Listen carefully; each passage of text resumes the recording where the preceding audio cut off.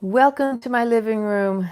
My name is Lana Labonte, and if this is the first time you are tuning in, tap in, turn yourself on, because I am here to support, uplift, inspire, and hopefully that empowers you to be the best version of you are here and meant to be and do, mostly to be. So,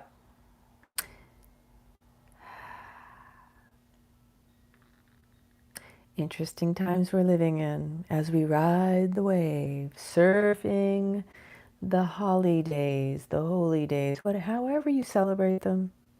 Just make sure you're placing yourself in sacred space and not compromising your heart. These are the times, these are the seasons that, for whatever reasons, we have been conditioned to go through the motions. And we definitely go through the emotions. Motions, emotions, energy, emotion, however you term it, we are living it. But how are you living it? With grace and ease, with apprehension, with presence, or aberrance, melancholy. Because what happens during the holidays? We remember the past. And as you get older, you create more memories. And those memories may be celebrated, or those memories may be, and I get it. Life should be celebrated in all its facets and flavors, textures, 5 senses, people. We take it in through all of them. That's how data is stored in our bodies. We take things in through our eyes, our ears, our nose, our mouth, and our 5 spidey senses. Touch. And then we have that heightened awareness, that into me I see, that intuition, that the more heightened your senses, the more aware of your intuition, the into me I see. And we are all psychic. We all have the ability, the gifts of sight with thine eye, the third eye. Make thine eyes one. Closing your eyes, you go into the single eye, the third eye.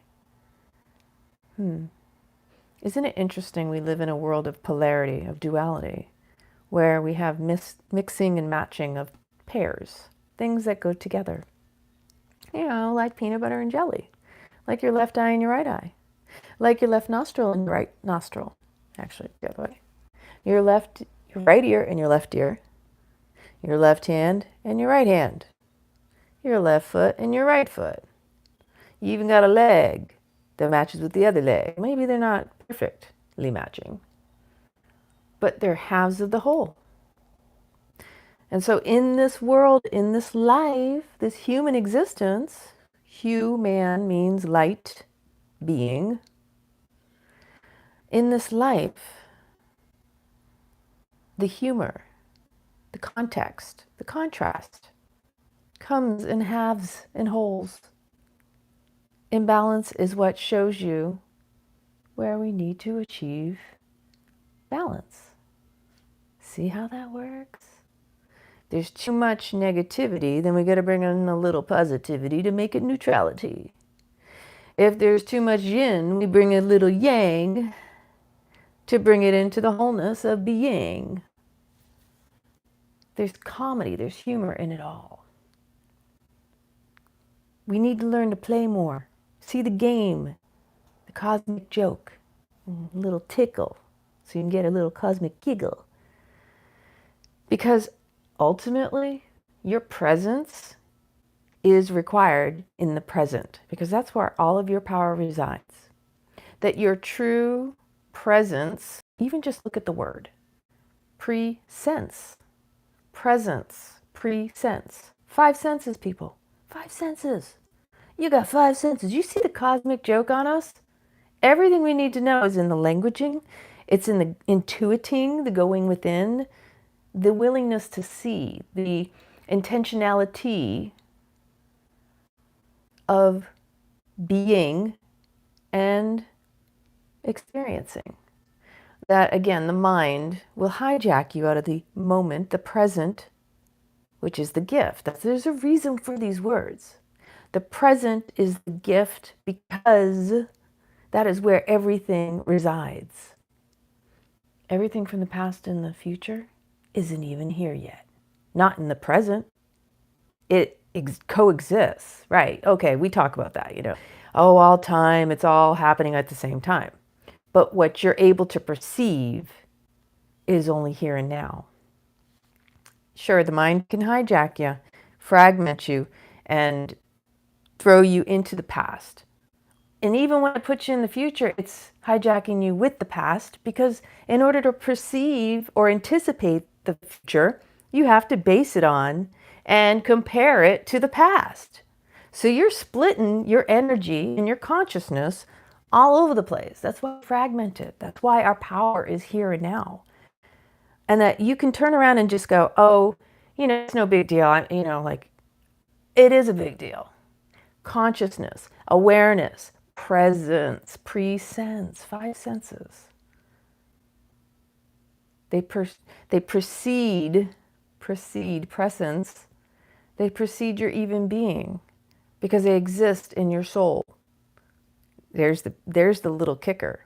As I was sitting and collecting my thoughts, I know, the thoughts are what hijack us.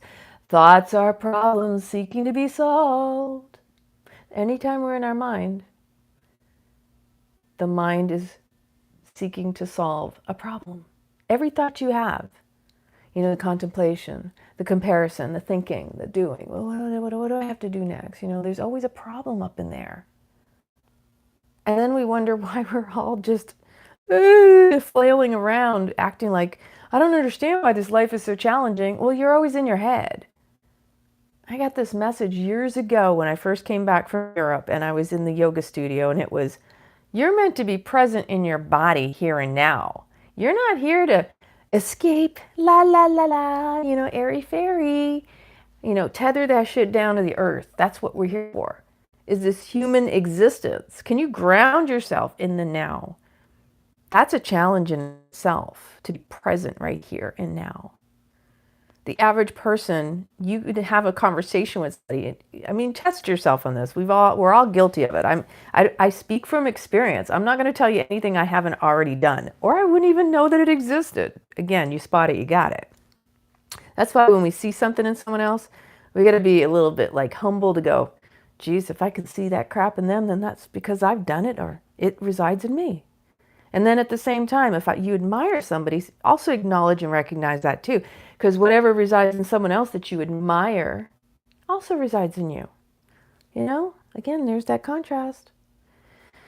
But it's always us comparing ourselves that we even come to those conclusions. Ha ha. You're comparing yourself to another. So when you're judging the other, you're comparing and judging yourself. But how many people can you call out and say that to them and they're like, oh, I don't want to hear about it. Dad, I love you, by the way. Anyway. But your soul's essence. Even the word essence has sense in it. Because we're here as sensitive beings. And it's our soul's essence that resides in the presence, the pre-sense. That's how it exists, because the soul existed long before. And the soul will exist evermore, with or without this human flesh suit. How cool is that? So it's your soul's essence that is required for your gifting of your being, which is your presence. And that's how you claim your power. Easy to say, but out of habits and routines, most people are going to be like, I don't know how to do that.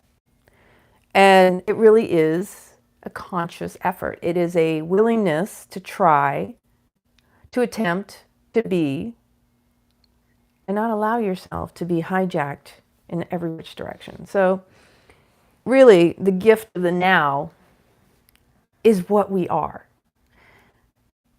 And I mean, I can tell you that the holidays are not my favorite time only because I feel it's become so commercialized that I'm over here like I've got family, but I want to do more than just sit around. I mean, my dad, okay, we spend time together and I love my dad. And my sister's up in New York, so she's, you know, with the blizzards and the snowstorms and all the craziness up north. But I don't know if it's because my circle has gotten smaller and it's humbled me to go, you know, there's more that I desire in this life than to commiserate or to feel sad for the process of grieving those relationships and such. But then I bring myself back to, ah, here's where I'm at. Being present isn't always as easy as one would think because the silence that sometimes resides is more challenging and scary because it brings up that, do I like myself? Do I honor myself? For each and every one of us. So it's about being compassionate and kind with your own heart. That if you can't be comfortable in your own silence with your own self, you've got to work on that. It's not always about feeling good. It's about getting good at feeling and allowing. You find with time, especially I can say for myself, you know, you spend a lot of time with yourself alone. There gets to be a point when you go, wow, okay, you know, you either love yourself in your own company or you just don't. But at the same time, there's a point when you go, maybe I do like myself. If I'm able to spend that much time by myself, why wouldn't I enjoy my own company? And you should. But what is it that you are fearful of if you're alone with yourself, or fearful of being alone with yourself, that makes you seek others out to entertain you? Because really, think about that. We seek each other out for entertainment of some nature. Maybe for just to watch, to witness, and compare and contrast, because relationship is where we grow the most. Whether it is in the reflection of something we like or dislike, again, we're always comparing and contrasting ourselves to another. Otherwise, how could we come to a discernment or a judgment? There is no judgment without comparing yourself to another. Whether it's to your BS or where you are in life, which is again based on your BS, everything is based in your head, your belief systems. And that's some humble pie right there. That whether you're conscious or unconscious of it, it's in your face. But as I speak all the time, I mean, this is my own life journey shared out loud, essentially. That it's humbling to look at your shit and go, wow, I've made some mistakes. Okay. But it's up to you to own them, not to go flash them out to the world and go, see what I did wrong in my life? Listen, when I was younger, I used to look to connect with people. And not necessarily in the healthiest ways, because for me, I was seeking to heal traumas. And my way to heal trauma that I remembered was, oh, this is what happened to me when I was younger. How about you? And then all of a sudden, if you have somebody in common with a trauma, it's a trauma bond. How freaking crazy is that? You know, or you're looking to talk about your relationships and how unhealthy they are. That's not serving anybody. But I had to go through those experiences. Or to have a boyfriend who turned around and would say, you know, I don't want you to talk to me about this kind of stuff. Do you have a girlfriend you can talk to about it? I was like, wow, that was in my face. And I was like, wow, okay. But it's usually as we're growing up in our adolescence that we are testing the waters for people who we can trust. Who can I share my deepest, darkest, you know, shadow with that will accept me? Because that's the seeking that really, when we get older, the wisdom comes in and says, you're just seeking outside of yourself because you don't realize it's inside of you. and that what you're seeking is you. And that the more you're seeking others to accept you, that's when you need to seek within and accept yourself. That's been my lifelong journey. That's been my awareness for a very long time. How often I'm seeking my tribe, I'm looking for friends and people that I can connect with. And then I go through these healing cycles of outgrowing them at the same time. Because what happens, and what I've experienced in my life, is that in the earlier portions of my life, I was seeking out people just like myself, that I could connect with on the same level. And then I realized I wanted more than that, and I didn't want to stay in that. So the commonality was the trauma. And so at those different periods in my life, I realized, wow, you know what? I'm ready to evolve out of this. I think I talked about it enough times. And then as I got older, I was like, wow, look at that. Those people dropped out of my life. And you know why? Because I evolved out of that stage, out of those patterns. And I was healing those aspects of myself. And those people weren't necessarily always evolving and growing in that same way. And that's what we go through in the evolutionary cycle, the waves, the deaths, the rebirths, the cycles of life. And that's why we go through grieving, many deaths throughout our life, is because not everybody is going to be healing at the same level you are. We're all going through a healing process, just different times, different evolutions. And actually, no matter where you're at, that's actually helping everyone. That's helping the people that even you leave behind, unwillingly, begrudgingly, sadly, however it is. When we evolve into a new space, it means change. It's all change. And so that will bring the grieving. That will bring the anger, all the different stages of grief, which require you to honor and recognize, wow, this really sucks. God, do you have those moments where you're like, why couldn't they just, whatever, whoever. But you're here to feel it all and not to dismiss it and allow anybody else to dismiss you either. I was with some girlfriends earlier today, and I was vulnerable. I hadn't been with them for a while. So, I gave myself a moment to collect myself and listen to what everyone else had to say. Everybody's been through something challenging this year.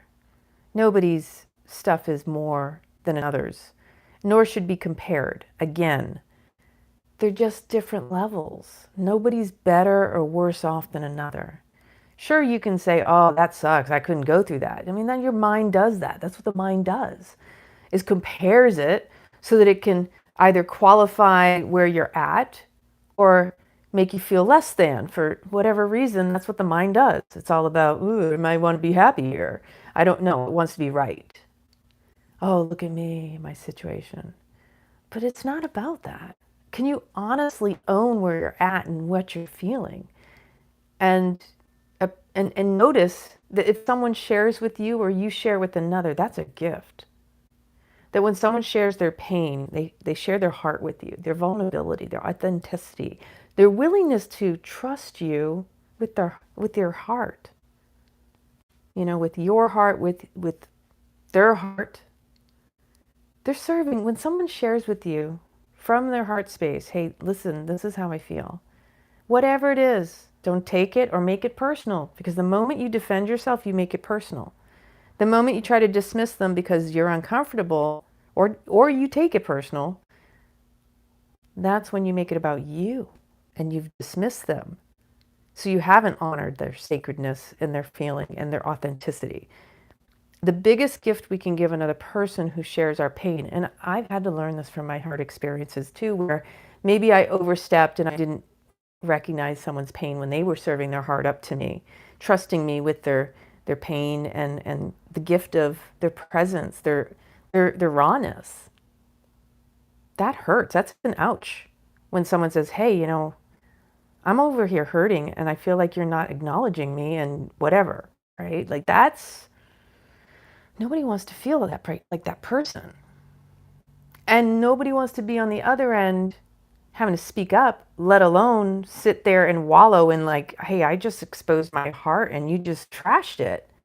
Like, that's passive aggressive. That's not healthy. So if someone serves up their heart and says, hey, you know, I've been in a lot of pain. Well, everybody else is going through something. Stop that fucking shit. Seriously. If they are in their rawness in that moment, you bypassing it, you dismissing, is almost like more cuts in their wounds. And then are they going to trust you again to share that with you? They gave the gift of their vulnerable, raw, open heart. Do you really think they're going to want to share with you again after you've cut it back up? I'm sharing this from my own personal experience because I've had friends who bypassed it, especially in the spiritual community. Oh, well, you know, this too shall pass. Fuck you. This too shall pass. I'm here now in this. You're already bypassing it because you're uncomfortable. When people do that, now, and I have compassion from both sides. I'm just trying to put it out there to be more conscious, to be more aware. Because if someone makes you feel uncomfortable by being authentic and raw in their discomfort, that's a gift. Learn from it, observe it, honor it, hold it sacred. Because they've served you up a piece of their heart. Don't go chopping it into little bits. When you do that, again, like I said, you make it about yourself. If you're dismissing it, comparing it, trying to walk around it, like I don't want to, it's probably because it's poking you in your wound. And whatever triggers you is your work to do. If someone else's discomfort makes you feel uncomfortable, you need to sit with that. But you don't project that onto the other person to make them feel even worse because you didn't want to be present and just honor, like, I see you. And I'm here for you if there's anything you feel I can do to support you. 9 times out of 10, all a person wants is to be acknowledged, seen, heard, witnessed in that. Or they wouldn't even have brought it up. And it takes a lot of courage to bring up your heart and to serve it on a platter of trust. That it won't be stomped on. Because that is when people reveal themselves the most. And I know that because I've been doing it all year and realizing, wow, not everybody holds my heart sacred. And I'm a fucking Leo. So if you don't hold my heart sacred, bye-bye. I can still love you and I can still honor you where you're at. But if my heart isn't held in your hands with trust and sacredness, I won't give you that opportunity again. And I, you know, everybody deserves another chance, but it's only if they're willing to actually stand in that position and be humble and be grateful and be willing to right wrongs. You know, someone feels hurt. Are you going to make them feel even worse because now they rubbed your wound and now you're going to make it all about them, you, whatever? Yeah. So that's been a wound for me. And that has been something I've been working through this year, is recognizing that not everybody holds my heart as sacred as I thought they did.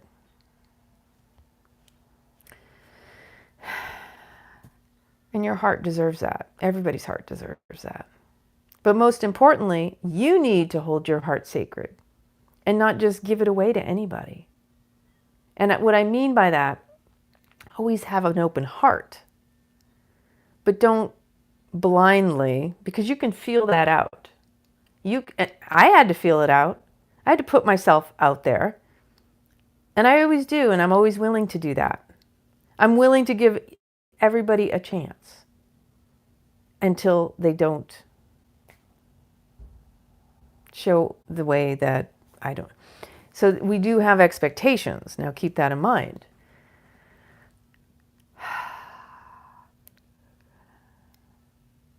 We have to be able to discern if people are meant to be in our lives. And if it isn't receptive and fluid and supportive, then why stick around for something that's just going to hijack you and take you off your path? And we've all been there. I know I've been in relationships where I'm like, because I do this. I sit there. I've got a Libra rising, so I'm always balancing. I'm always weighing out the options and the situation. Is this serving me? Am I serving the other person? Is this a healthy relationship? And there have been times I've wanted to say, what a waste of my time, but I always find blessings and lessons and everything that I've experienced. And I wonder sometimes, and I've actually postured that there are people who delay your path if you continue to feed them your energy, if you continue to make them more important than yourself at your own expense, at your physical health's expense, which is what I did for 2 years, and probably a couple other times throughout the course of my life. But ultimately, in the past, so I had my appendectomy in 2019, and then I had my breast explant at the beginning of this year. Very invasive and very powerful surgeries to definitely wake me up. And the emotional component of the appendix, deep disgust. Deep disgust, you can say with another person, but you can always see that it will always come back to you. So even though the relationship I was in was as toxic as it could get, and I knew the deep disgust was with myself for having let it get to that point and endured as long as it had. So that was a buildup. For the breast implants, it was time for me to remove them, but I didn't expect a rupture. And I prepared myself leading up to the explant because I knew it was going to be a change in my body, something that I would have to readjust. I mean, 23 years of implants is a huge, no pun intended, difference. Pun intended. And I knew beforehand it was literally going to be a weight off my chest physically, but also it was an energetic release that I equate it to wearing a shield across my heart. And now when I see women with implants, I realize, wow, they don't realize how much that blocks your heart chakra, your heart coherence with others, your ability to deeply feel. Like, I've been doing this healing work for a very long time. I thought I was deep into it. I thought my heart was extremely open, which might be why one of them burst and, like I said, I had a rupture. Because it was time to get them out to really fully feel this life. Couldn't have happened at a better time. Just because of everything that I had been building up to this point. And I can tell you, boy, was my heart tender, and still is, still very tender. I feel like I feel that much deeper, and I feel and see more than I ever did. And I acknowledge that for 23 years, I realized I might not have been feeling as deeply or connecting as deeply as I may have felt with others, myself, in life, had I not chosen to put these in, right? So if I had never had breast implants, I think beforehand to when I didn't have them, wow, I was much more vibrant. I was much more connected and playful and lively. Whereas from the moment I put them in, it satisfied satisfied a figure forming situation, a vanity. Although most of us will tell you, oh, well, I just did it for myself. I was influenced by fashion because I've always loved fashion and I wanted clothes to fit me, but I never stopped to realize that my mom always told me to get your clothes tailored. You should make your clothes fit you, not try to fit into clothes. That's how the fashion industry gets you. Make your own fashion. I mean, really, when you stop and think about it and you look around, it's like cookie cutter. everything from houses to going shopping, you're pretty much presented with choices that are mainstream that everybody else is presented with. How much of that makes you feel unique as yourself? You don't feel like you're influenced whatsoever in your choices? Ooh, I like that. Ooh, I like that. I want a house that's rounded. I don't want square. We weren't meant to live in boxes. It's not energetically aligned. Everything in nature has curves, circles, the tree of life, the flower of life, all of that. Yet we're over here living in square. It just doesn't fit. None of it fits. None of it makes sense. Just like the reason our water is unstructured is because of all the piping it goes through. And the molecular the connection and the cellular makeup of everything is denatured. Oh my gosh, I was having a conversation again today. Radiation poison. Our food is pasteurized, it's irradiated, it's denatured basically by all this processing. Like we're over, what's the word? We've become over puritanical, even to the point where you don't want a little dirt. Like when we were kids, we ate dirt. I don't know how much of that dirt had oils. Really think about it.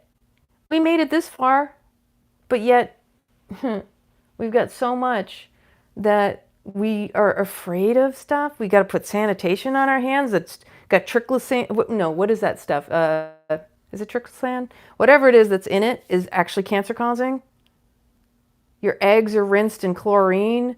My sister and I had these conversations years ago about, isn't it strange that they were breaking into farmers' homes and raiding them for raw, unpasteurized milk and dairy and stuff like that? I grew up with that stuff when I was a kid. What's wrong with it? We got way too much overreach. I should be able to choose what I eat without somebody telling me if it's good or not good for me. Because based on what I've seen, I don't see any good choices being made for me, that's for sure. All right, I went on a tangent. But that's a true story. That we're pretty powerful. But yet we have given our power away with all the craziness in the world today. Whew. The true gold is in you because you are the alchemist. Anything you want to transform, anything that you desire in this life is about you turning lead into gold. The lead weight of this head, first off. Like, the mind is there to stay busy. The mind is there to keep you entertained in the thoughts which are problems seeking to be solved. Can you be present in the moment? How long can you be just calm? This is meditation. Can you actually challenge yourself? I was sitting with this and I was wondering if I could do it. I've got a lot going on, but not right now. Of just taking a full day and just with the little notepad, and you need to keep it with you, and seeing how present you could be. And see how long before the next moment, and then the next moment, and then the next moment. You'd be so surprised. And I know most people are going to say, there's no way I could do it. I got things to do. Because people are already ahead of themselves. And that's just the nature of this hamster wheel that most of us are living. The constant continuing to move forward. You can still be moving forward without actually going anywhere. But again, it's part of the conditioning. But I have to be doing. No, you're a human being. Can you just be? Can you just be in your presence, in your essence? Can you be in nature and just admire and breathe and take it in and try not to label it? Oh, that's beautiful. Labeled it right there. Love that sunset. Up, there you go. The moment you label it, you've taken yourself out of the moment because you weren't in the moment to label it. You had to reach to the back to grab some form of a description. Yeah. Well, everything is here to give us a contrast, to compare, to recognize when we're out of balance, right? And just a little bit of what I wrote the other day as I was sitting in my meditation. Alchemy. Alchemy is at the root of this existence, and we are the true alchemists. We are the true gold, like it's within us. So when you feel your life is tumultuous, and we all have something that goes on that takes us out of our peace, out of the present, and then we get fixated on it, or you get anxious about something in the future happening based on that anxiety from the past of something happening. So it's are you going to worry yourself to death? You're worried about this, you're worried about that, but they're all stories, they're not real. So you're going to let unreal things take you out of your peace, and you're going to worry about it till you die. How absurd does that sound? Just recognizing your mind, you allow your mind to do that for you, take you out of your peace, to project your mind, to take you and fragment you from this moment and throw you into the future, which doesn't exist. It's all fake. It's an unreal construct, a story in your mind because it wanted to create a problem for you to solve based on the past. It's not going to save you. You worrying is not going to save you. What difference does it make? What if you worried about something good happening? There's a novel idea. But ultimately, you get fragmented. If every time you're not in the present, you go into the past or the future, you're not here. And what happens if you're not here? How are you going to act in the moment if something happens? If something happens to you in the moment, but you're stuck in the past, or you're in the future, or you're all over the place, how effective are you going to be because you're not present? Again, that's where all your power resides. So somebody can knock you off your rocker, someone catch you off guard, because you're willing to allow your mind to hijack you and throw you into places you're not even present. You're not even, you can't. You have to be here now. That's the mind virus. That's the 𝐕𝐞𝐭𝐞𝐫. So alchemy. Turn your mess into your message, your test into your testimony. Turn your pain into your purpose. Turn your trauma into your triumph. Make your desperation focused determination. Everything in this life is alchemy, turning the lead weight of heavy experiences into gold by harnessing your magic, the power of now. Because yes, you can look at the past and see the painful memories, but don't live there. Celebrate them, because without them, how could you know what feels good and what doesn't feel good? You have to learn through contrast.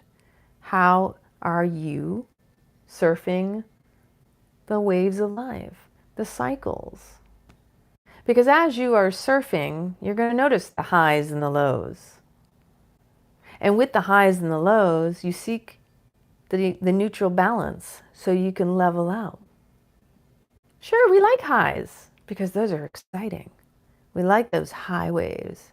And every once in a while, we like the low, really low ones because we're not sure if we're going to get a crashing wave over us.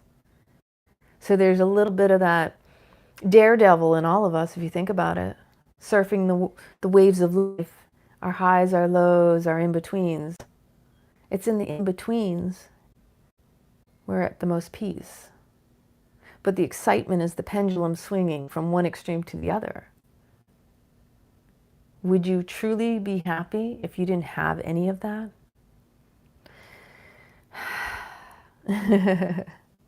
Yeah. Life is so magical. You are the magic. You are the medicine. Miracles are always happening. But are you harnessing them? Are you applying and integrating them into your own life? Because every experience has been a blessing and a lesson to serve you up with something to carry forward. Because that's what we do. We create this character, this role, based on our experiences. I will be this person. But it's up to you to be the star of your own show and not be an extra in someone else's. It's like if you don't choose the role you play in your life, someone else will serve it over to you and guide you in whatever way.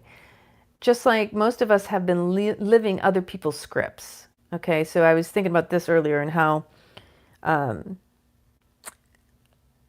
my parents, we learn through witnessing our parents. And a lot of us have actually learned to the point where we think that's healthy. Whatever the relationship could have been healthy, may not have been healthy. And so with that relationship, we go, oh, well, maybe that's how my relationship's supposed to look. Conscious or unconscious, because we're always keeping track with it, especially up until the age of 6 or 7, we are very impressionable. There's a reason they call us impressionable at those early formative years, because we take in all of our data through our senses and it makes an imprint. It creates all of this deep grooves, the part of our programming. That's the main crux of our programming, is through those formative years, from the time we're in the womb until the ages of 6 or 7. And even the Jesuits said, give me a child until the age of 7 and I will show you the man, meaning I will program it into him. And if you think about it, show me the man means taking the spirit out of the individual, the human, which is quite crazy and disgusting if you think about it. Because to break your spirit, do you think about that? That's what they say with horses. To train a horse, they break their spirit. Do you think humans are any different? Many of us, our spirit has been broken. We don't even realize it. Especially right now, I think a lot of people are waking up to that. That over these past several years, many people didn't realize that maybe their spirit was already broken, but like the straw that broke the camel's back is all it took. That last straw. And as a result, you see a lot of acting out. Because what is the first thing that has to happen in order for a person to make change, to make shift? It usually takes a person to get angry, to recognize the way they've been influenced. Most will say deceived. And that sucks. It's like all that you've ever known has been a lie. And it's in your face now. And it's like, again, this is where the cognitive dissonance comes in. And so many people, when something that is presented as, this is the real truth, but yet it doesn't align with their BS. Everything they've ever known is now being challenged. And that first thing that people do is deny it. That's part of the stages of grief. You got to go through the denial, the anger, the rage. Eventually it comes around to the sitting with it, the acceptance of it. But you have to also see how it affects us. It affects all of us. Whenever one person grieves, there's a grievance in everyone. There's a grieving process that we're all going through to some degree at all times, because change is the one constant you can count on. It's always happening. Change is always evolving and ever happening. So, even if you don't feel you love yourself, notice when and where you get angry and upset, because those are indicative of you caring enough to demonstrate emotion. Never discount your emotions. If you didn't get upset, it would mean you didn't care. That means you're human. Honor that. Like, yeah, something might upset your apple cart, but sit with that and ask, is it really that important? Or maybe it was time for that apple cart to get upset in order for you to make change. Did you ever think about that? So often we want to shoot the messenger, or we want to vilify someone else for why we feel uncomfortable. But sometimes they're just the catalyst to affect change in our lives that is necessary, that maybe you weren't taken to begin with. You know how many times that's happened to me where I've gone, oh, okay, I didn't want this, but someone else served it up for me, and so I'm going to have to deal with it. And if you don't make the choice to change, you don't want it done for you. Trust me. So the other thing about the emotions that most people don't want to admit, we say we feel emotion, but in reality, the emotion we feel, the physical feeling that we feel in our body, is a misalignment with the mind. The actual emotion is played out in the mind through an attachment to how things should have been in our BS, in alignment with, I wanted this and I'm not happy. I'm not accepting it the way it is.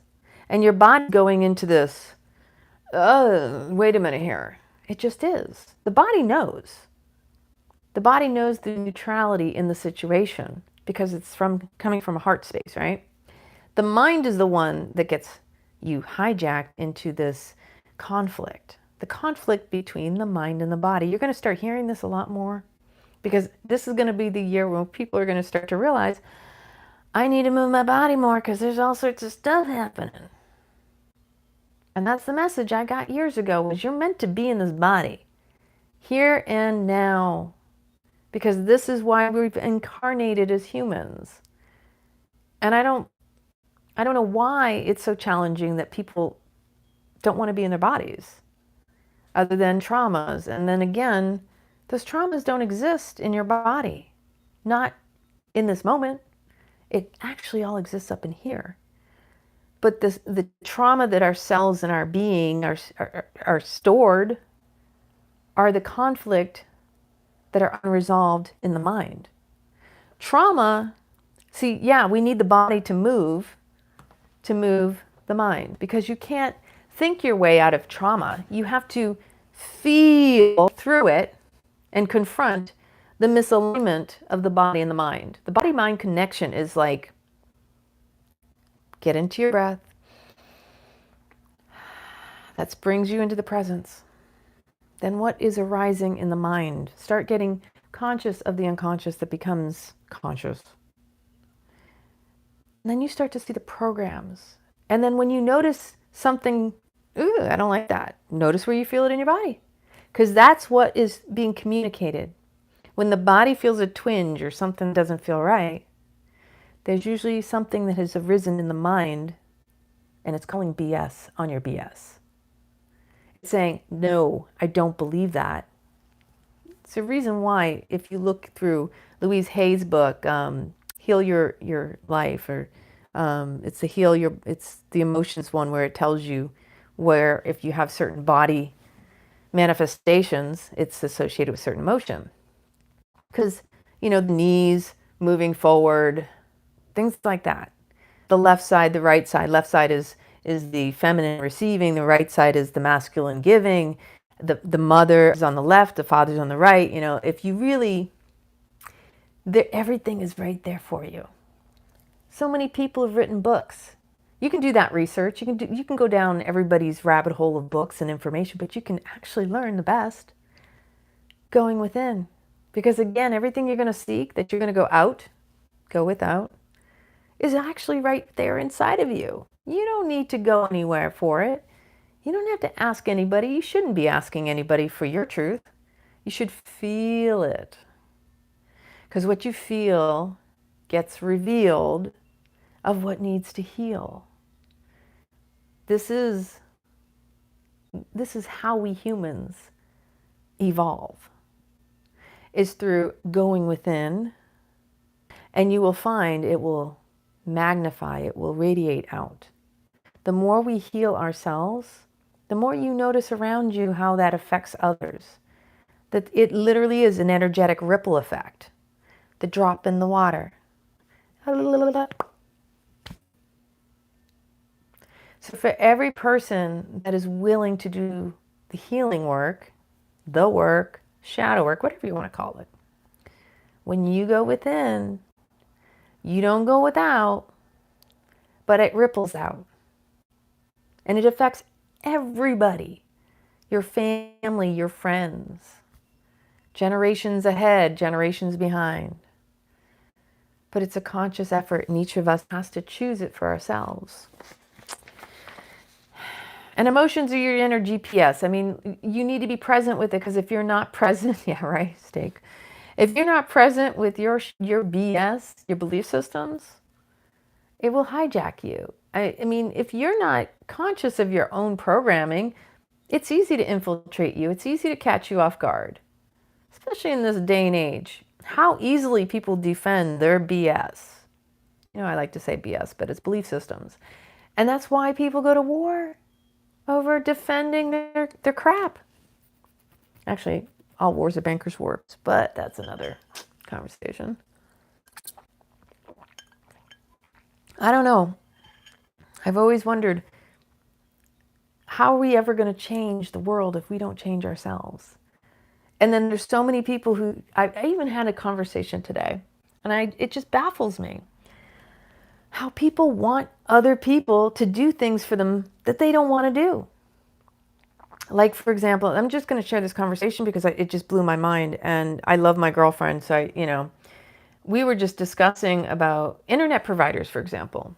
Now, first off, the internet is a DARPA program. This is a military industrial complex. I came from that environment.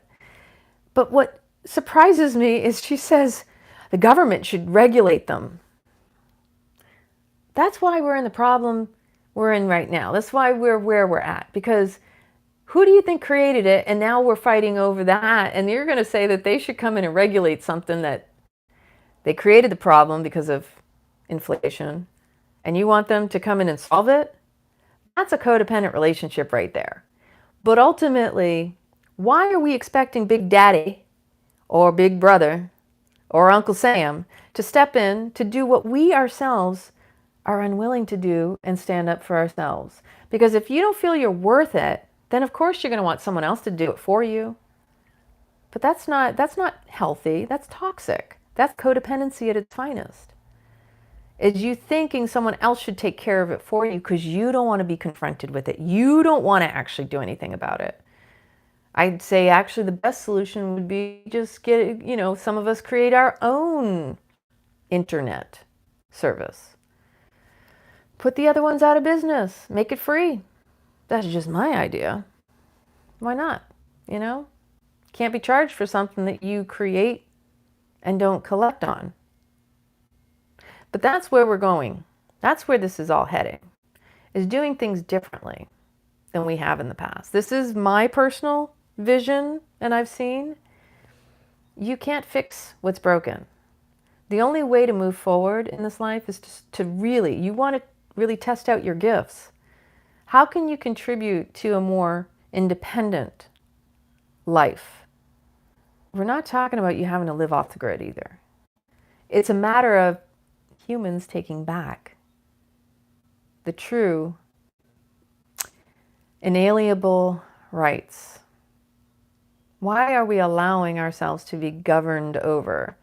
Government, rule over the mind, restrictions, rules, laws.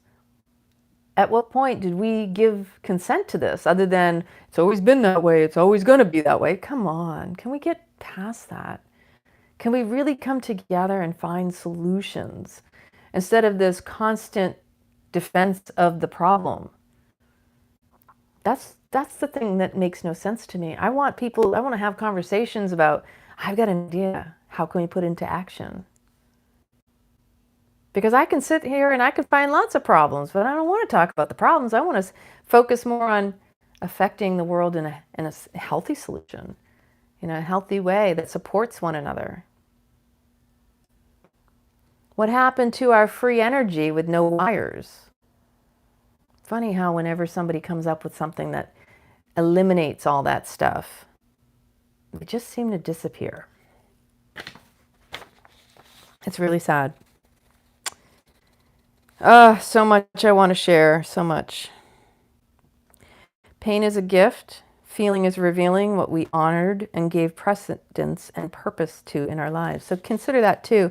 That was the other thing I was sitting there explaining, is that the reason pain is such a beautiful gift, and most often, people want to just, no, I don't want to feel it. I don't want to deal with it. Pain is showing you how much you cared, how much you prioritized, how much you gave precedence, how much you honored something other than yourself, that you gave of yourself, that as a result, you feel like a piece of you was taken and it left pain as the filler. But see, when something is taken from you, it creates a void that eventually will need to be filled too. Can we truly just allow the pain for the short term, rather than resisting and letting it linger longer for the long term? Because when we resist it, it becomes like a wound, it festers.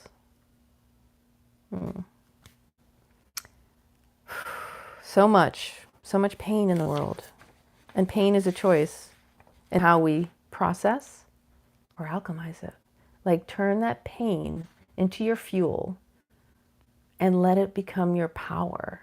Let it become a tool. I heard something the other day I really liked. Belief is petrified knowledge. How profound is that? Where did I hear that? And reality is texture of consciousness and a reflection of what you feel.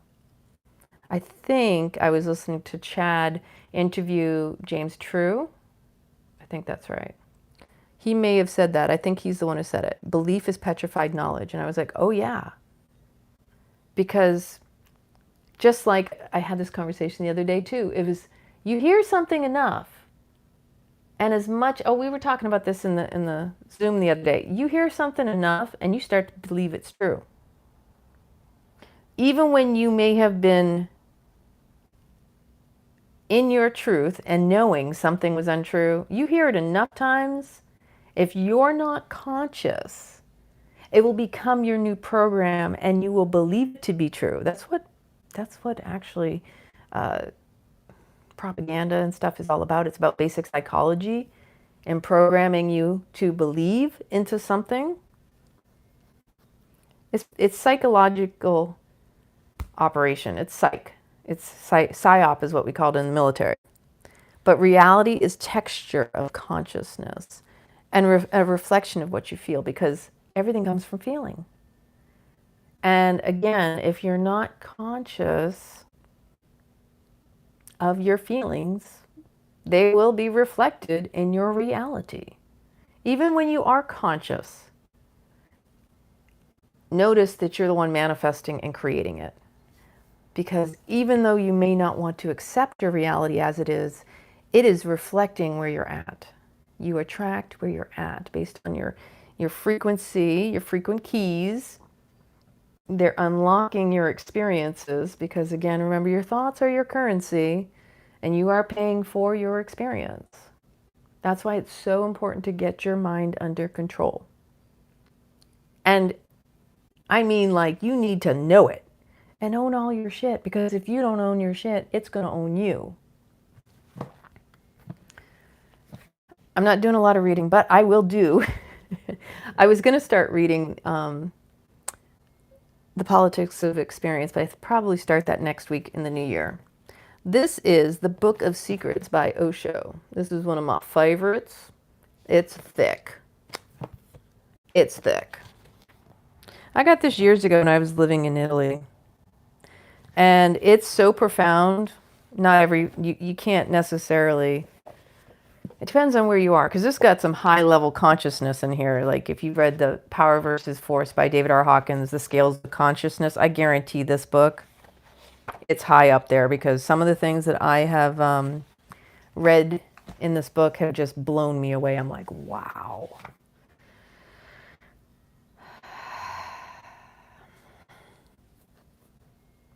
This particular chapter, I'm not going to read the whole chapter, is called Breath, a Bridge to the Universe.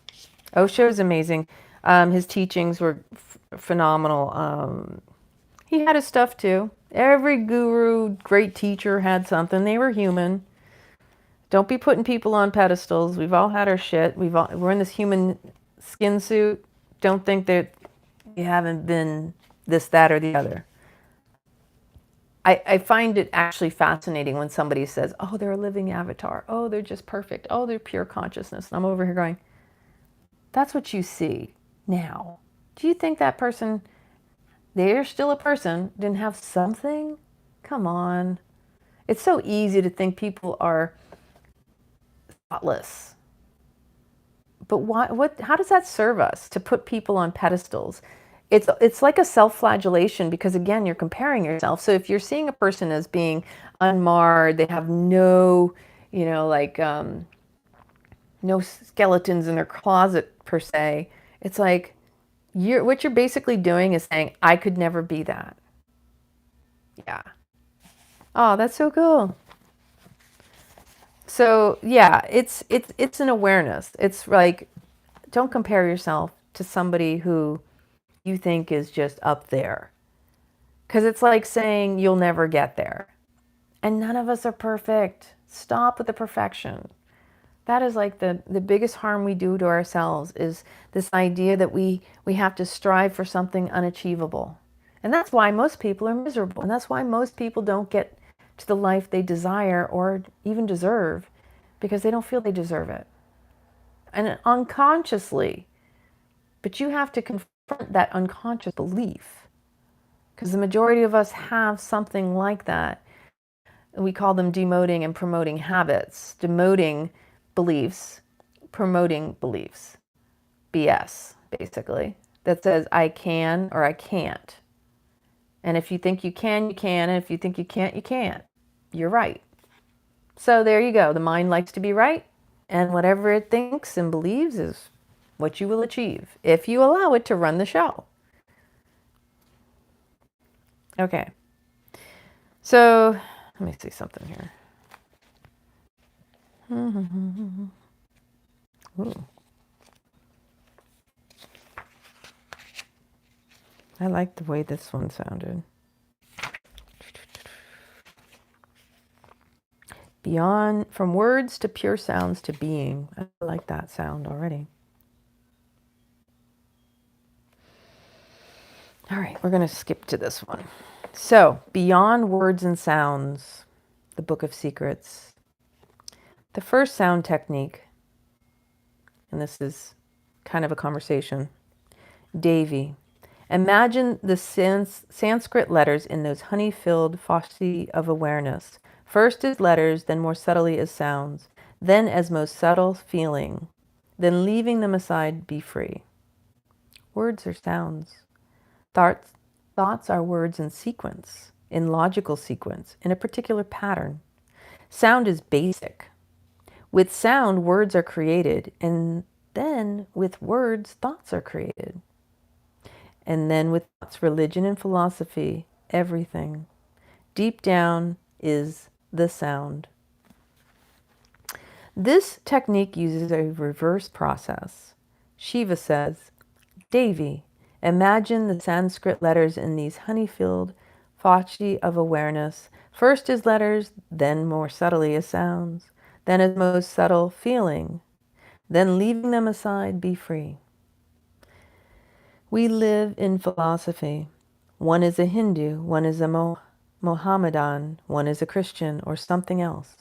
We live in philosophies, systems of thoughts, and they have become so important that we can die for them. Man can die for words, for mere words. Someone calls his conception of the absolute a lie, or someone calls Rama, or someone calls Christ, or something else a lie. Then man can fight for a mere word. He can kill the other. The word has become so important. This is nonsense, but this is history, and this is how we are still behaving. A single word can create such a disturbance in you that you are ready to kill or to die for it. We live in philosophies, systems of thought. What are philosophies? Thoughts arranged logically, systematically in a pattern. And what are thoughts? Words arranged in a system meaningfully. And what are words? Sounds upon which it is agreed that they mean either this or that. So sounds are basic. They are the basic structure of the mind. They are the basic structure of the mind. Philosophies are the peak, but the bricks by which the whole structure is raised are sounds. What is wrong? A sound is just a sound, and the meaning is given by us, agreed upon by us.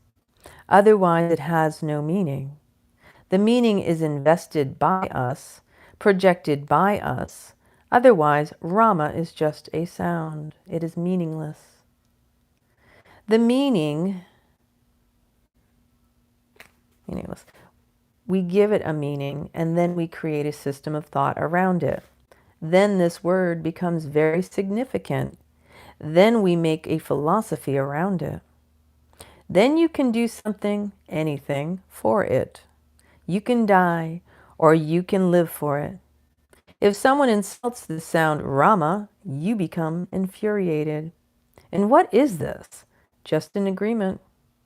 A legal agreement that this word means this. No word means anything in itself. It is simply a sound.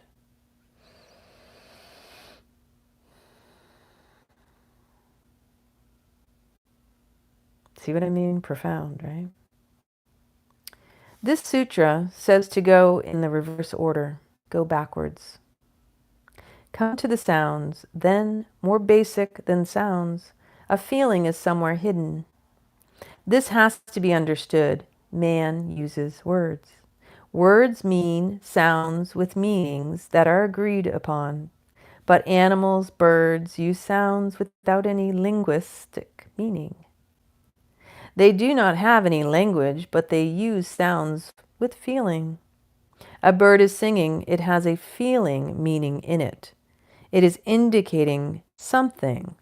It may be a call for the partner, for the beloved, or it may be a call for the mother or the child may feel hungry and just showing his distress. It is indicating a feeling. Above sounds there are words, thoughts, philosophies. Below sounds are feelings. And unless you can get below feelings, you cannot get below mind. The whole world is filled with sounds. Only the human world is filled with words. And even a child who cannot use language uses sounds.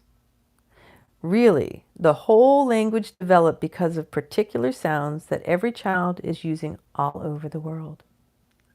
For example, in any language, the word mother is somehow related with ma. It may be mater, it may be mutter, it may be mata, it may be ma.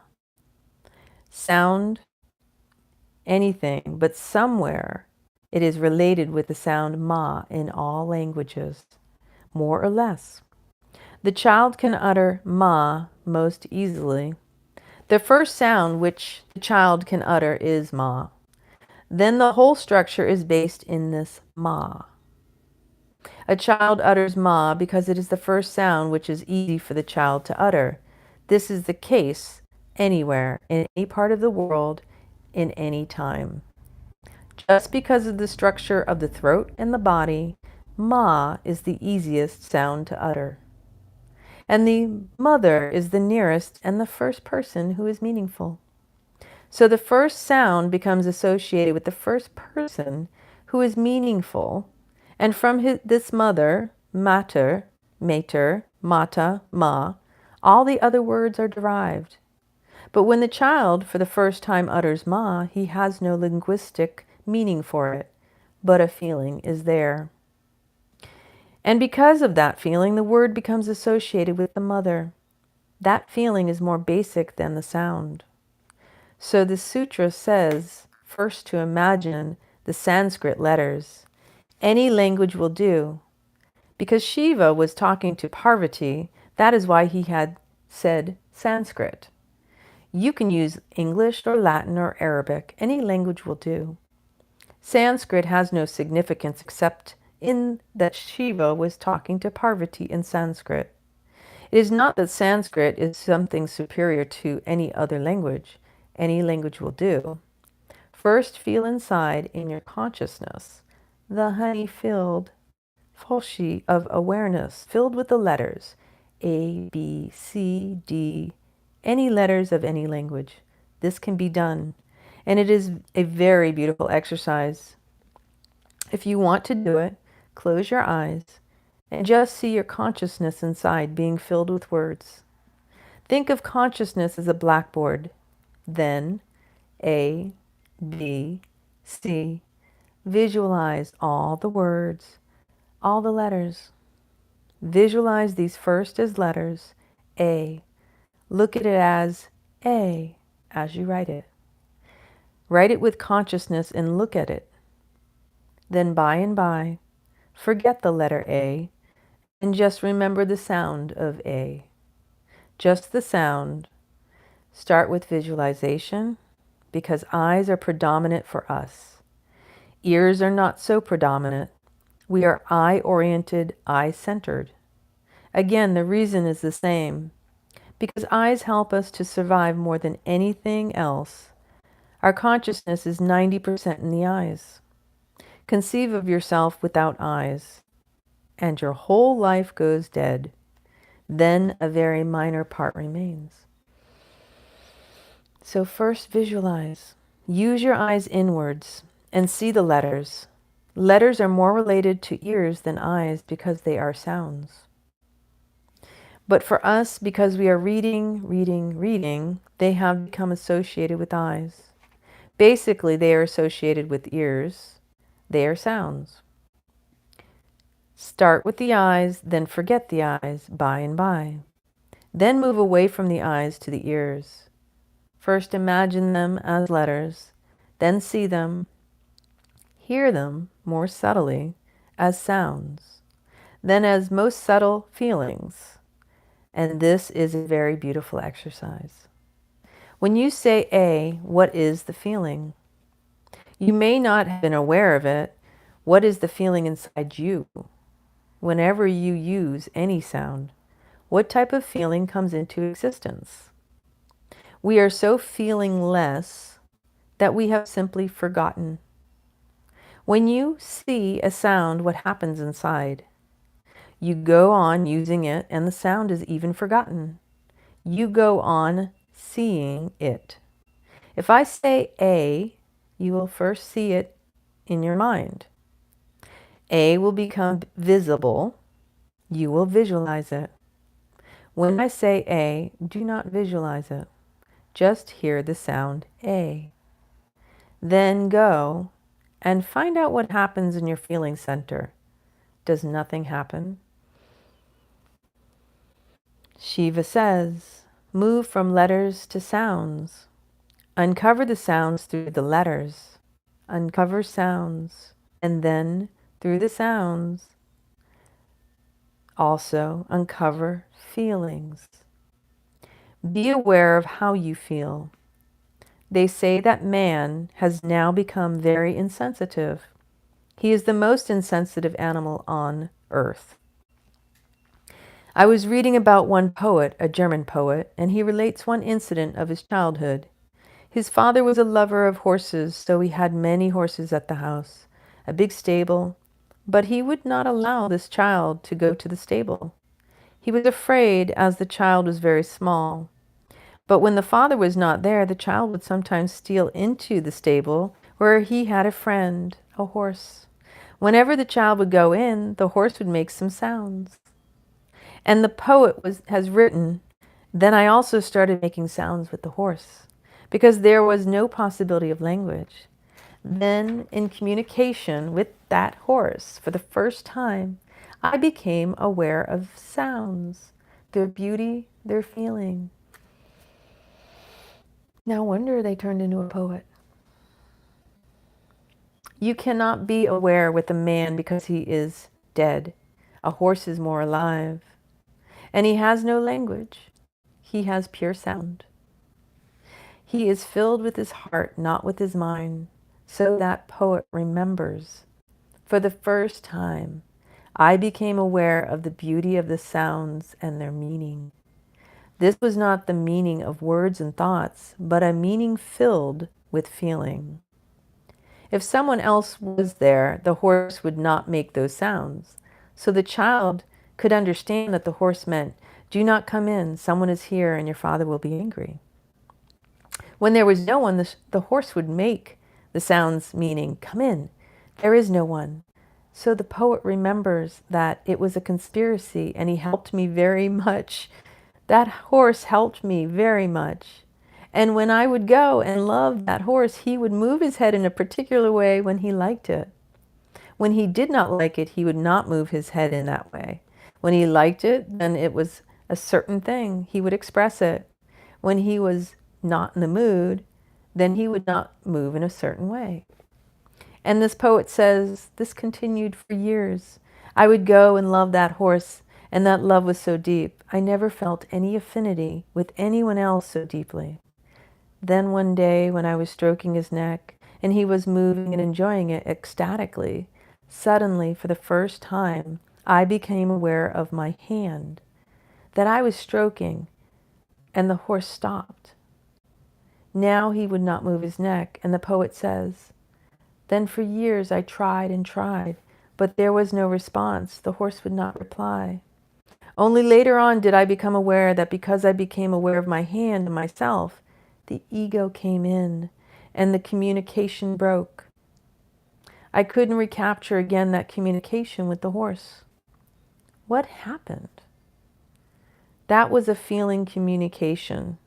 The moment ego comes, words come, language comes, thought comes, then the layer is changed completely.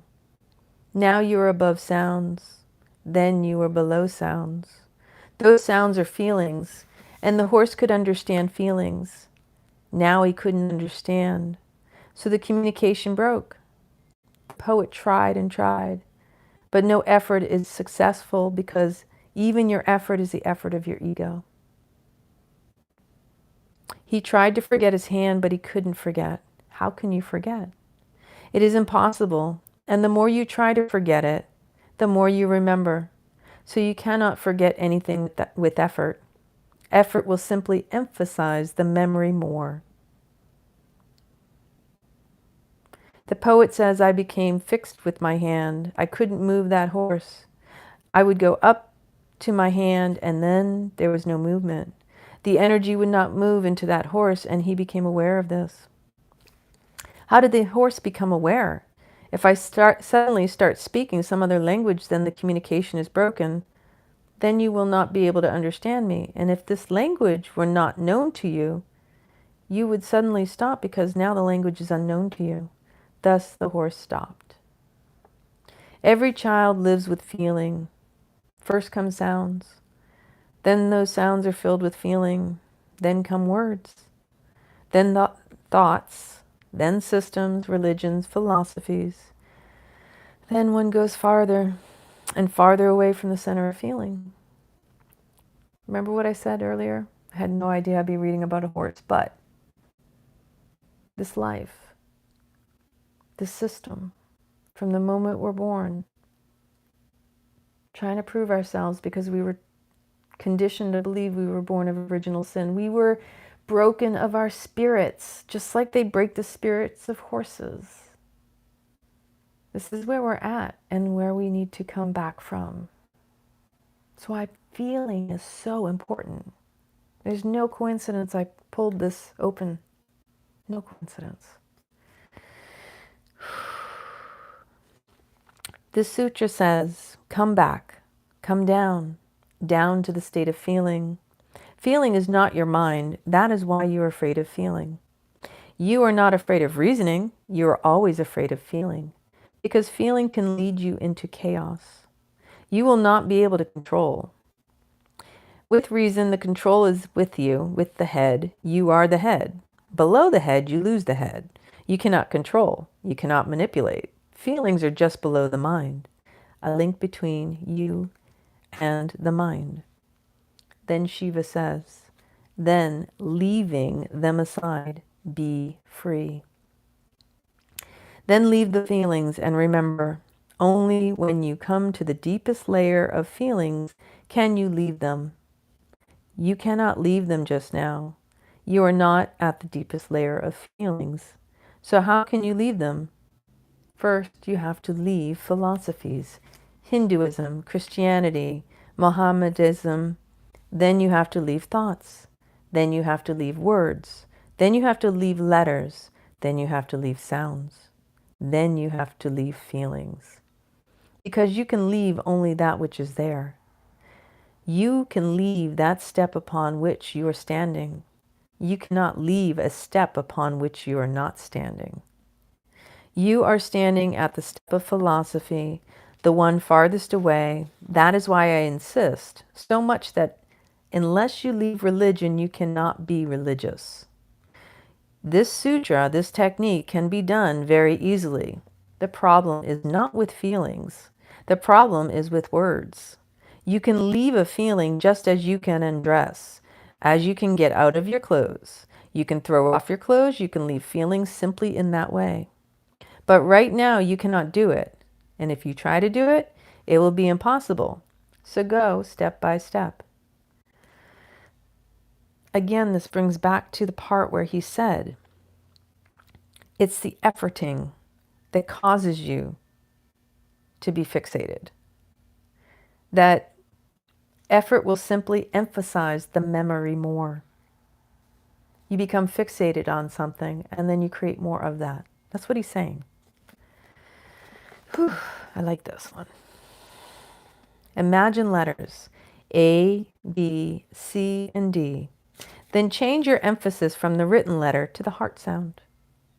You are moving deep. The surface is left behind. You are sinking deep. Then feel what feeling comes through a particular sound. Because of such techniques, India could discover many things. It could discover which sounds are related to particular feelings. Because of that science, the mantra was developed. A particular sound is related to a particular feeling, and it is never otherwise. So if you create that sound within you, that feeling will be created. You can use any sound, and then the related feeling will be created around you. That sound creates the space to be filled by a particular feeling. So do not use just any mantra. That is not good. It may be dangerous for you. Unless you know, or unless a person who gives you the mantra knows what particular sound creates what particular feeling, and whether that feeling is needed by you or not, do not use any mantra. There are mantras which are known as death mantras. If you repeat them, you will die within a particular time. Within a particular period, you will die because they create in you a longing for death. This is why it's so important to know thyself, because whatever your programming is in your unconscious BS thought system, the unconscious programming that's running in the background, this is very similar. You've already got a seed planted in you, you've already got a program running, and you don't even realize how that's creating your reality. So just like a mantra, you got a record playing, right? And so it's just like the more you place attention, the more the energy flows. Where attention goes, energy flows. What most people don't realize is we've got unconscious energy being constantly fed into this record that's spinning. Most people don't know what it is. And that's what's drawing and creating their life. And it's no different when you choose to listen to certain music. This is very similar. If you're not selective about the type of music that you listen to, again, 5 senses, that's how we take in data. Oh, I just like to have music on in the background. Oh, I just like to have the TV on for noise. That's planting seeds in you, programming you energetically, because you are taking it in, conscious or unconscious. That's why it's so important to be mindful, to be intentional with what you allow into your sacred space, into your temple, into your being. Because it can become a mantra. I, for the past few days, have had this one song in my head, and if I think about it, it'll come back. And I'm like, oh, I don't know if I want this song in my head because of the, there's energy with everything. And I want my vibration to be higher, which is why a lot of times I have binaural beats or solfeggio or certain types of mantras playing in the background throughout my house all day, because I want to keep the vibration up and I want to ensure that whatever I'm being fed is nourishing me, is contributing, intentional. Freud says that man has two basic instincts: libido, eros, the will to live, the will to be, the will to continue, the will to exist, and thanatos, the will to die. There are particular sounds through which, if you repeat them, the will to die will come to you. Then you would like just to drop into death. There are sounds which give you eros, which give you more libido, which give you more lust to live, to be. If you create those sounds within you, that particular feeling will overwhelm you. There are sounds which give you a feeling of peace and silence. There are sounds which create anger. So do not just use any sound, any mantra, unless it is given to you by a master who knows what is going to happen through it. When you come down from sounds, you will be aware. Each sound has a counterpart in feeling. Each sound has a corresponding feeling that goes with it, just hidden behind it. Then move to the feeling, forget the song, forget the sound, and move to the feeling. It is difficult to explain, but you can do it. And there were techniques for this, particularly in Zen. There were techniques. A particular mantra would be given to a seeker. If he was doing it rightly inside, the master could know from the face. The master could know from the face whether he was doing it rightly or not, because a particular feeling would come. If the sound is created, then the feeling is bound to come, and it will be on the face. You cannot deceive a master. He knows by your face what is happening inside. Dogo was a great master, but he himself was very much disturbed when he was a disciple about how his master came to know what he was experiencing. And the Zen master moved with his staff, and he would hit you immediately. If something goes wrong with your sound inside, he will hit you immediately. So Dogo asked, "But how do you know? And you hit me exactly in the right moment. How do you know?" The face expresses the feeling, not the sound. The sound cannot be expressed by the face, but the face is bound to express the feeling, and the deeper you move, the more your face becomes flexible to express. More liquid. It immediately shows what is happening inside. This face, which you have right now, will drop because of this mask. This is a mask. This is not a face. When you move in, masks fall down because they are not needed. Masks are needed for others. Ooh, that's powerful. Whoo! He said, the deeper you move, the more your face becomes flexible to express, more liquid. It immediately shows what is happening inside. This face which you have right now will drop because this is a mask. This is not a face. When you move in, masks fall down because they are not needed. Masks are needed for others. Because of this, the old masters insisted on moving away from the world. This was so that you could move away from the mask easily. Otherwise, others will be there, and because of them, you have to carry masks. You do not love your wife or your husband, but you have to carry a mask, a loving face, a false loving face. The moment you enter the house, you arrange the face, you come in and you start laughing. This is not your face. Zen masters insisted that first one should attain the original face, because the original face, everything becomes easy. Then the master can simply know what is happening. So enlightenment was never reported. If some seeker attained enlightenment, he was not to report to the master that he had attained it, because the master would simply know. He would tell the disciple. No disciple was allowed to tell the master, I have attained. There was no need. The face will show, the eyes will show, the very movement, the walking will show. Whatsoever he does, every gesture will show that he has attained. When you move from sounds to feelings, you move into a very, very ecstatic world, an existential world. You move away from the mind. Feelings are existential. That is what the word means. You feel them. You cannot see them. You cannot hear them. You simply feel them. When you come to this point, you can take the jump. This is the last step. Now you are standing near an abyss. You can jump. And if you jump from the feelings, you jump into yourself.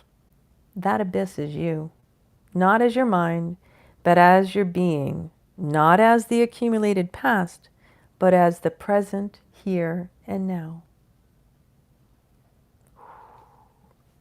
I love this.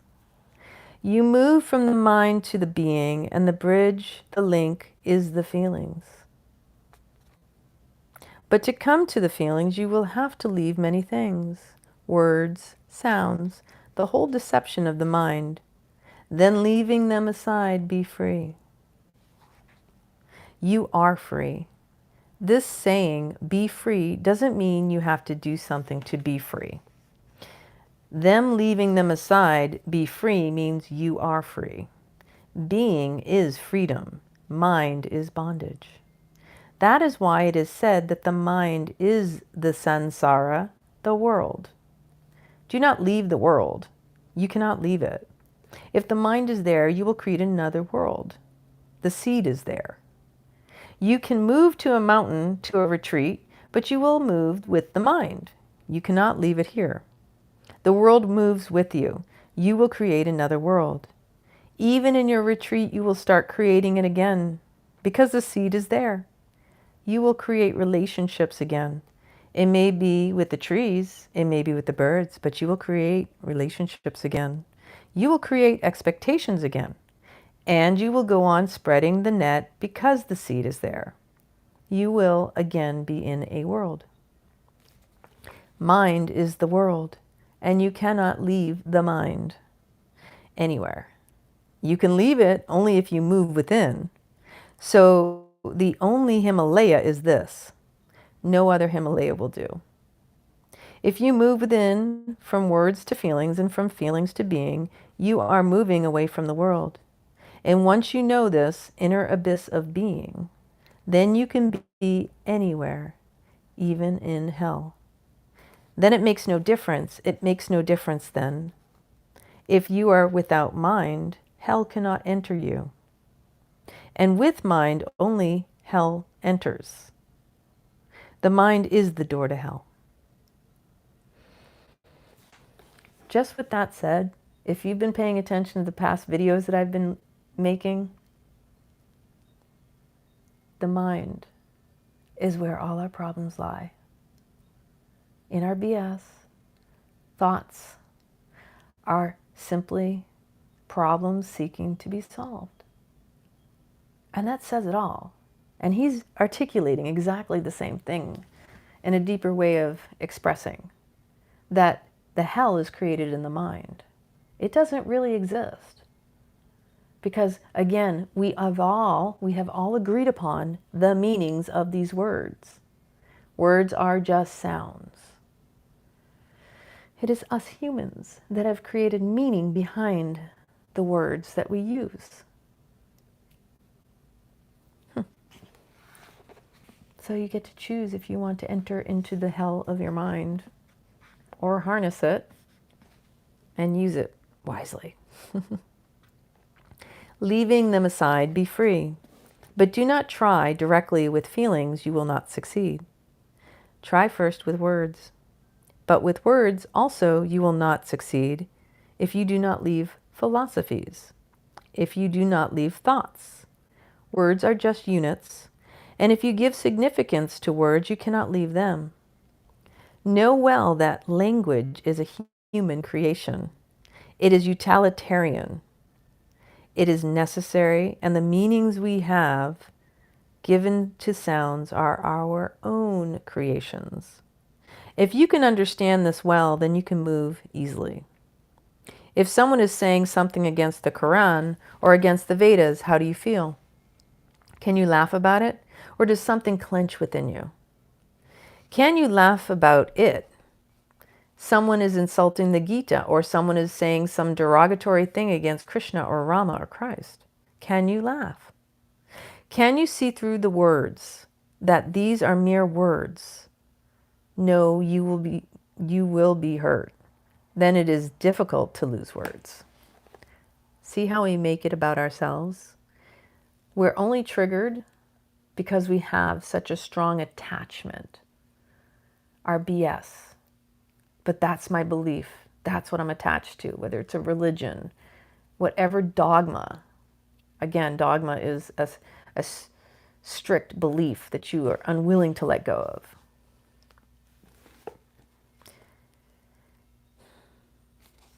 See that words are just words, noises with agreed upon meanings and nothing else.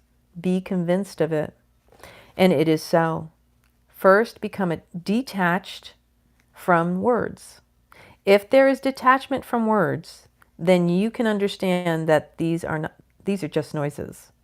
It is just like in the military where they use numbers. One soldier is number 101. He can become identified with 101. And if someone says something derogatory against the number 101, he will feel insulted and he will start fighting. And 101 is just a number, but he has become identified with it. Your name is just a number, just an index number. Things will be difficult otherwise, so we have labeled you. That is just a label. Any other label can do the same work, but it is not just a label for you. It has gone deep. Your name has become the center of your ego. So they say, the so-called wise ones, they say, live for thy name. See that your name remains pure. Respectability of your name must be there. And even if you die, your name will live. Right? It was never there. It is just a code number. You will die and the name will live. When you yourself cannot live, how is the label going to live? Look at the words, look at their futility, their meaninglessness, and do not become attached to any word. Only then can you do this technique. There's a whole lot more to read in this section. For the next, feel yourself in the center of sounds, the second sound technique.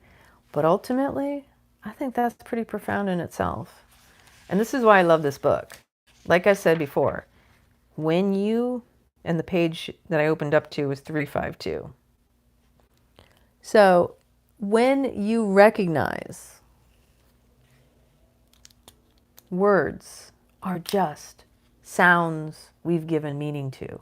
You may have heard this before. I've heard this elsewhere anyway. We humans created the agreement upon what words would mean, and yet every word is a thought, is a philosophy, has a belief system attached to it. And again, people fight to defend. Powerful stuff. Can we drop all that? Wowza. Any questions? I really like that one. Beyond words and sounds. Yeah. That's like one of the more profound ones I've read in a long time. And can't make this stuff up for the horse part too, because I love how the synchronicities kind of align. They break the spirit of the horse to train it, to make it docile, to keep it in line. Horses are meant to run wild. So are we. And when you recognize that we have been broken, our spirit's broken, this is where we're at right now. Can you reclaim your power? in your soul's essence, your presence, senses. When you reclaim the presence, the essence of your soul, staying in the present, you will also reclaim your power. And maybe remember that there's so much more here for you than maybe you've gotten caught up into. We all have purpose. We are here for so much more. It's a choice.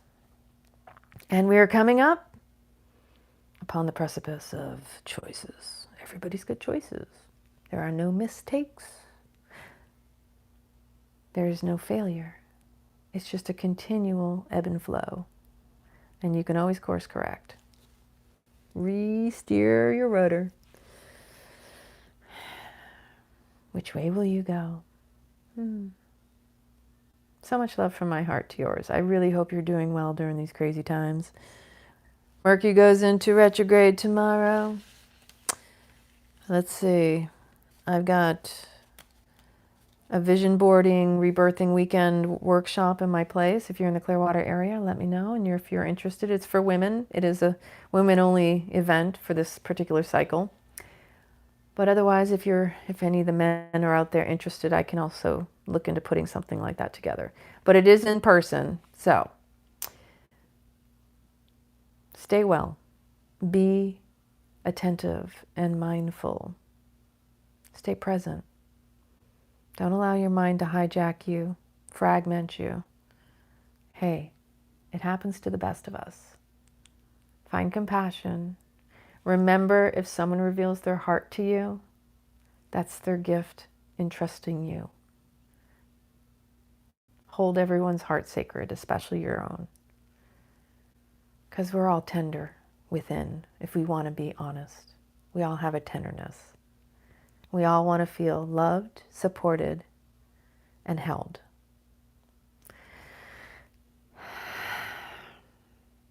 If you enjoyed this video, please click the like button. Make sure you're subscribed. Click the notifications bell so you don't miss any of these. And sharing is caring.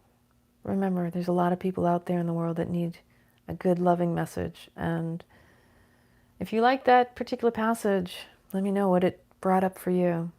That's some pretty profound words from Osho. Have a blessed night. I love you.